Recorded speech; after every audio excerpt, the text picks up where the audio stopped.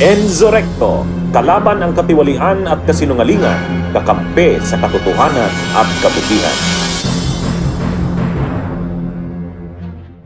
Di raw makikipag-reconcile si PBBM kay Sara. Yan. Sinong nagsabi niyan?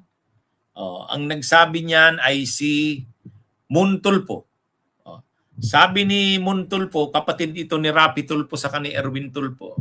Sabi ni Muntulfo, ito, ganito ang pagkakasabi niya. Basahin natin. I have a Twitter bird in Malacanang who told me that there was no way that Bongbong would reconcile with Sara after what she did. Okay, let's start with this unconfirmed report that Vice President Sara Duterte wants to meet with President Bongbong Marcos. Do you have sources that can confirm this? Yes, I have a Tweety bird in Malacanang who told me that there was no way that Bongbong would reconcile with Sara after what she did to the president.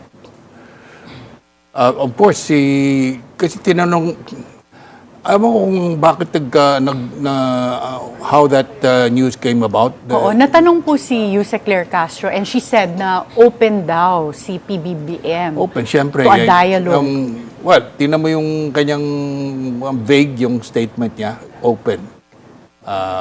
Open. Pero kung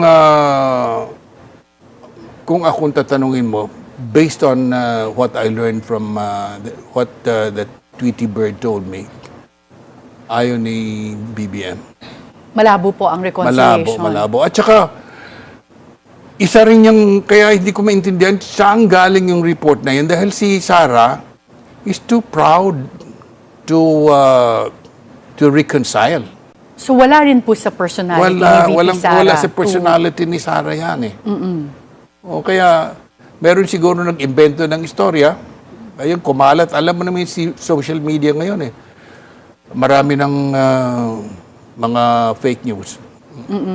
Pero sa palagay niyo po ba, as someone watching what happened with the two factions, dapat po ba silang mag-reconcile or should they even have a dialogue? For the good of the country, yes. Pero ngayon, as of now, nagkasakitan na eh. Meron na kumbaga sa salamin may lamat na. Mahirap nang ayusin. Mahirap na yan. But in your opinion, as of today, sino po ang may upper hand? Is it the Marcoses or the Dutertes? Well, if you go by the surveys, si Sara, di ba? But since the president is in power, he has the upper hand. And yung impeachment baka might lead to Sara's slump in the ratings gain. Ay di ba napabalita kasi nitong nakaraang mga araw na mayroon daw private meeting na ina-arrange. Ang nagsabi niyan ay staff mismo daw ng Office of the Vice President. Mayroon daw private meeting na ina-arrange sa pagitan ni Sara Duterte at ni PBBM. So maraming nag-react dyan. Bagamat sabi ng palasyo ni Yusek Claire Castro, hindi niya daw kumpirmado yan.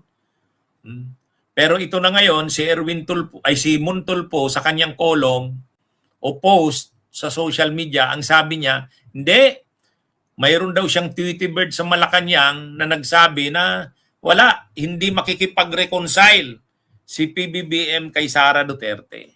Kaya hindi totoo yan. Kung mayroon man mga chismis na kumakalat na magkikita daw yung dalawa, mag-uusap privately, hindi totoo yan.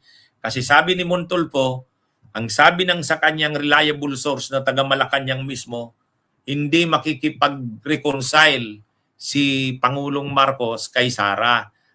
Matapos daw ang mga nangyari, yung pagbabanta ni Sara sa buhay ng Pangulo, First Lady, ay makikipag-reconcile ang Pangulo? Hindi na.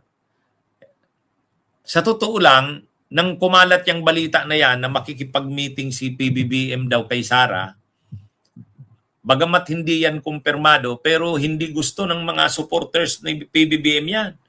hindi gusto ng taong bayan. Kasi nakikita nga na hindi naman sincero si Sara diyan. Kung makikipagkita man si Sara, hindi sincero 'yan. Kung makikipag-usap man 'yan para sa reconciliation, siguro dahil ano na siya, naiipit na, kaliwat kanan na ang mga kaso niya at sigurado na siyang makukonvict sa impeachment. Kaya siguro nag-o-offer na makipagkita sa Pangulo. Pero ayaw ng mga supporters ng Marcos eh. Sabi ng mga pro-Marcos supporters, hindi, wag ka. Pangulong BBM, wag kang makipagkita diyan. Pero ito na nga ang balita ni Montulfo, sabi niya hindi. Galing daw mismo sa Malacanang ang balita.